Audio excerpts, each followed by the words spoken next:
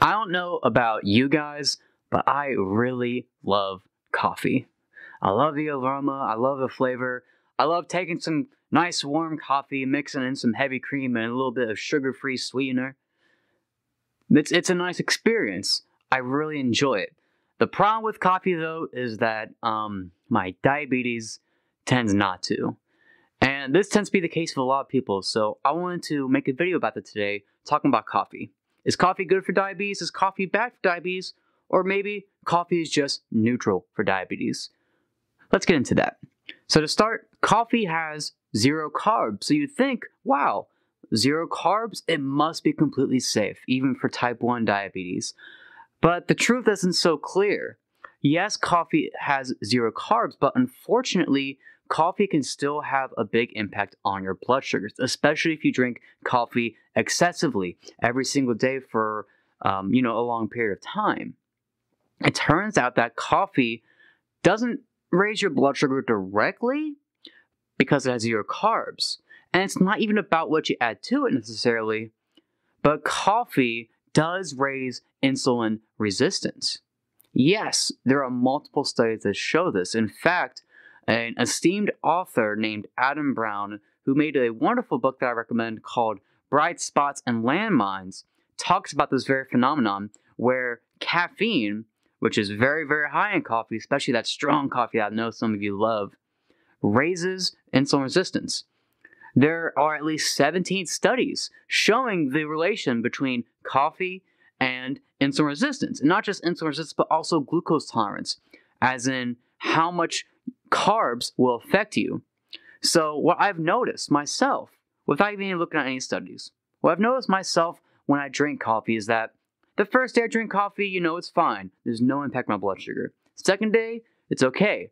But after that third day, fourth day, after I'm drinking coffee every day for, a few days at the very least, I'll start needing more basal, my long-acting insulin, and I'll also need more bolus, my mealtime insulin, throughout the entire day in order to keep my blood sugars level.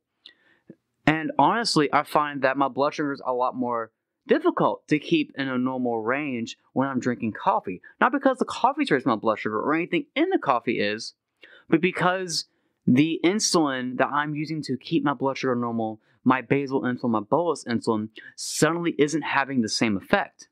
For example, when I'm not drinking coffee for a long enough period of time, I've had times where my basal needs are down to 8 units a day of Tresiba. Take it twice a day, 4 units at morning, 4 units at night.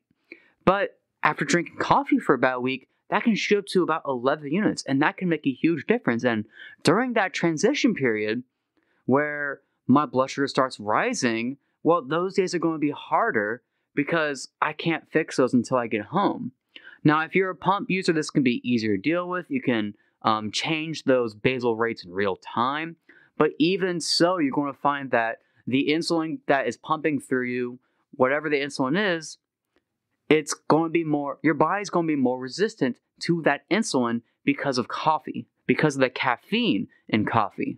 Now, this isn't the case for everyone, I found. I found that some people manage coffee just fine, but others don't. And the science backs up the idea that there's plenty of people that don't manage coffee very well.